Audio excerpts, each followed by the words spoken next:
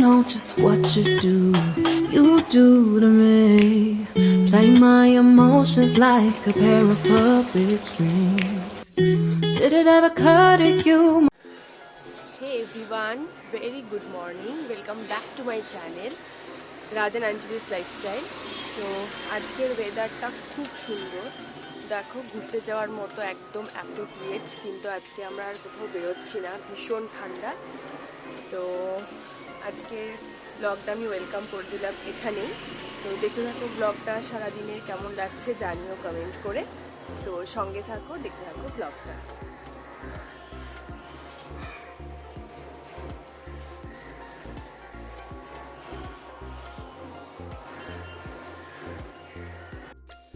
তো এখানে আমি সকালবেলায় ব্রেকফাস্টের জন্য চলে এসেছি। তো সকালবেলায় ব্রেকফাস্টে বানিয়েছিলাম সাদা আলুর চচ্চড়ি। তো ওটার মানে সকালবেলায় আমরা রুটি দিয়ে খাবো বলে বানিয়েছি। তো এখানে হচ্ছে আমি দিয়ে দিয়েছিলাম ফোড়নের 5 ফোড়ন, শুকনো লঙ্কা আর সর্ষে তেলে পুরোটা বানিয়েছি। আর তারপরে হচ্ছে এটা একটু ভাজা, মানে ওখান থেকে একটুখানি তেলটা ভালো বেরিয়ে আসবে, তারপরে ওখান থেকে দিয়ে দেবো আলুগুলো ডুমো ডুমো করে কেটে নিয়েছি সেটা। তো এটাকে এখন ভালো করে ফ্রাই করে নিব। ফ্রাই করে নেওয়ার পর তারপর ওটাকে ঢাকা দিয়ে দেবো সেদ্ধ হওয়ার জন্য। আজকে একটু মনে হলো যে সকালবেলা একটু অন্যরকম খাওয়া যায়।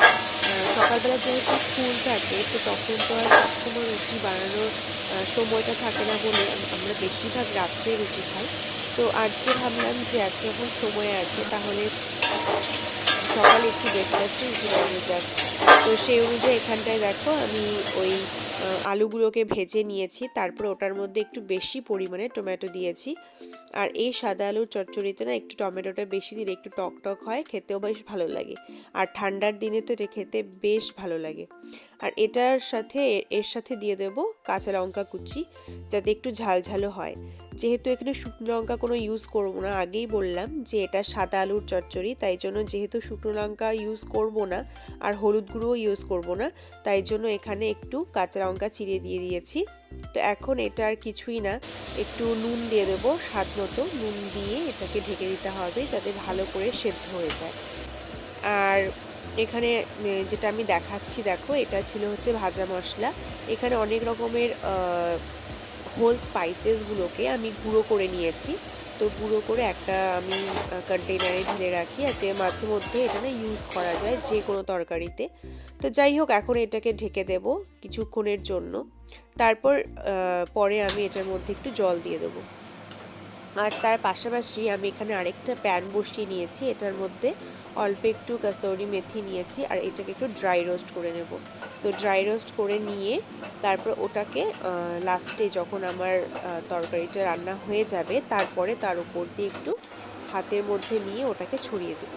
আর এখানে দেখো সেদ্ধ অনেকটা হয়ে গেছে, আর বাকি আলুগুলো মানে কিছু কিছু আলুগুলোকে আমি এখানে স্ম্যাশ করে দিচ্ছি। আর মাঝখানে আরেকটু জিনিস যেটা দেখাইনি আমি, সেখানে একটু জল অ্যাড করেছিলাম। তো তারপরে কাসুরি মেথিটাকে আমি ছড়িয়ে দিলাম, ছড়িয়ে নিয়ে একটু জলটা শুকিয়ে নিয়ে নামিয়ে নিলেই হয়ে যাবে আমার তরকারি। তো আমি হচ্ছে তোমাদের সাথে শেয়ার করিনি যে আমি না রুটি বানাতে পারি না, তাই মামুনি রুটিটা বানিয়ে নেয়। বা অনেক সময় মামুনির শরীর ভালো না থাকলে ও মানে আমার হাজব্যান্ডও রুটি বানায়। তো এখানে সকালবেলা মামুনি রুটি বানিয়ে নিচ্ছে। আর আজকে যেহেতু আমরা সবাই রুটি খাবো, মানে রক্সিও রুটি খাবে, তো সেই অনুযায়ী একটু বেশি পরিমাণে আটা মাখা হয়েছে। তো দেখো কি সুন্দর করে ফুলছে না রুটিগুলো। তারপর দেখো সকালবেলা বসে গেছি আমরা রুটি নিয়ে। আর রক্সি যদি রুটি পায় তাহলেও মানে আর কিছুই লাগে না, এত রুটি খেতে ভালোবাসে। তো এটার পরে মানে সকালবেলা জল খাবারের পরে এবার চলে এসছে দুপুরে রান্নার পালা, কারণ দুপুরেও তো খেতে হবে, তাই না? তো যেহেতু এটা হচ্ছে মানে লাস্ট সানডের ব্লগ, আর দুপুরবেলায় রান্না হয়েছিল মাটন, মানে আমি করেছিলাম মাটনটা। তো এখানটায় আমি সর্ষের তেল গরম করে নিয়েছি, তা ওটার মধ্যে জিরে ফোড়ন দিয়ে, শুকনো লঙ্কা তেজপাতা ফোড়ন দিয়ে, তারপরে গোটা গরম মশলা ফোড়ন দিয়েছি। তো দিয়ে নিয়ে এবার আমি এটার মধ্যে ওই মাংসগুলো ছেড়ে দেবো। তো আমি না এইভাবে রান্না করি, এইভাবে রান্না করলে না, তারপরে আমি পেঁয়াজ কুচি দিয়ে ওটা ফ্রাই হলে ওটার মধ্যে মাংস ছাড়বো। তো এভাবে রান্না করলে খেতেও বেশ ভালো হয়, আর মানে অনেকটা ফ্লেভারটাও ভালো এনহ্যান্স হয়। তাই জন্য আমি ওই ফোড়নটা দিয়ে দিয়ে তারপর পেঁয়াজটাকে একটুখানি হালকা করে, যেহেতু এটা মাটন হতেও তো সময় লাগে, তো মাটনের সাথে সাথে না পেঁয়াজটাও সেদ্ধ হয়েছে, যেটা নাকি ফোড়নে দেওয়া হয়। আর আলাদা করে তো আমি এমনি মিক্সচারে বেটেই নিয়েছি, যেটা মশলা করতে হয় ওটা। তো যাই হোক, এখানে মাটনগুলোকে ছেড়ে দেব, আর মাটনগুলোকে একটু ভেজে নেব বলতে ওই একটুখানি ওই যে তেলের মধ্যে আমি ওই পেঁয়াজটা ছেড়েছি ওটার মধ্যে একটু কষিয়ে নেব, উইদাউট এনি মানে কী বলবো মশলা আর কি। তো যাই হোক, তো এখানে আমি ভালো করে আগে এটাকে কষিয়ে নিয়ে একটুখানি ঢেকে দেবো। ঢেকে দেওয়ার পরে বাকি সমস্ত যে আমি মশলা বানিয়েছি সেটা আর ড্রাই স্পাইসেসগুলো পরে অ্যাড করব। তো এইভাবে করে দেখো তোমরা, মাটন অনেকটা ভালো হয় আর কি, মানে মাটনের যে ফ্লেভারটা ওটা ভালো ভালো বোঝা যায়। তো যাই হোক, আজকে না অনেকদিন পরে আমার ইচ্ছে হলো যে আমি মাটনটা তো এমনি কড়াতেই কষাই সবসময়, যত বেশি কষানো যায় মাটন তত বেশি ওর ফ্লেভারটা ভালো লাগে খেতে। কিন্তু আজকে ভেবেছি ভালো করে কষিয়ে নিয়ে সবার লাস্টে না আমি একটু আজকে প্রেশার কুক করবো। তো অনেকদিন ধরে প্রেশার কুক করি না, যেহেতু আমি মানে আমরা কড়াতে কষিয়ে ওটাকে খেতে ভালোবাসি। তো আজকে মনে হলো একটু করা যাক। তো ঢাকনা খুলে নিয়ে তার মধ্যে আমি নুনটাকেও দিয়ে দিলাম। এখন যে নুন দিয়েছি ওটাতে তো আর হয় না যদিও, তো আন্দাজ মতো দিয়েছি। তারপর হলুদ গুঁড়ো দিয়ে দিলাম। তারপর এইটাকে ভালো করে নাড়িয়ে নিয়ে আরেকবার ঢাকা চাপা দিয়ে দিতে হবে। তো অনেক দিন পর এই ব্লগটা আমি মানে দিচ্ছি আর কি। তো মাঝখানে অনেকটা বিজি হয়ে গেছিলাম, তাই জন্য ব্লগ দিতে পারিনি, কিন্তু আমি তাও শর্ট আমি দিয়েছি। তো তোমরা অবশ্যই চেক আউট করেছো হয়তো। তো এখানে দেখো আমি যেটা মশলা বানিয়েছিলাম গ্রেভির জন্য সেটাও ঢেলে দিলাম। তো এখন এটাকে ভালো করে মিক্সড করতে হবে, আর অবশ্যই আঁচটাকে আমি এখানে বাড়িয়ে দিয়েছি, কিন্তু লাস্টের দিকে আঁচটাকে আমি কমিয়ে দিয়ে মানে একদম কমিয়ে কষাবো, যাতে মশলাগুলো এই মাংসের সাথে ভালো করে মিশে যায় আর খেতে ভালো হয়। তো এখানে খুব বেশি পরিমাণ মশলা নেই দেখে মনে হচ্ছে, বাট এখানে 4টের মতো পেঁয়াজ দিয়েছিলাম, আর টমেটো আছে, আর আছে হচ্ছে কাঁচা লঙ্কা, রসুন আর আদা, এটারই একটা পেস্ট এখানে বানিয়েছি। তো আর এখানে দেখো আমি একটা গোটা রসুন দিয়ে দিয়েছি। এই রসুনটা একমাত্র আমার জন্য, কারণ আমি না মাংসের মানে গোটা রসুন খেতে ভীষণ ভালোবাসি, সেটা আমি বিয়ের আগে থেকেই। তাই জন্য এখানে এসেও এটাই আমি মানে এটা আমার জন্যই করি, কেউ খায় না যেহেতু বাড়ি, তো আমার জন্যই করি। তো তারপর দেখো এখানে আমি ঢাকা চাপা দিয়ে দিয়েছি, আর বুঝতেই পারছো যেহেতু মাটন, তো এটা করতে তো প্রচুর সময় লেগে যাবে। তো ঢাকা দিয়ে দিয়ে আমি এদিকে সমস্ত কাজগুলো করে নিচ্ছিলাম। আর এখানে আমি দেখো কাশ্মীরি রেড চিলি পাউডারটা আমি দিয়ে দিয়েছি। আর আজকে আমি কোনো মানে শুকনো লঙ্কার গুঁড়ো ইউজ করব না। আর এখানে দিয়ে দিলাম হচ্ছে জিরে গুঁড়ো। তো জিরে গুঁড়ো দিয়ে তারপর দিয়ে দেবো ধনে গুঁড়ো। এটা হচ্ছে ধনে গুঁড়ো দিলাম।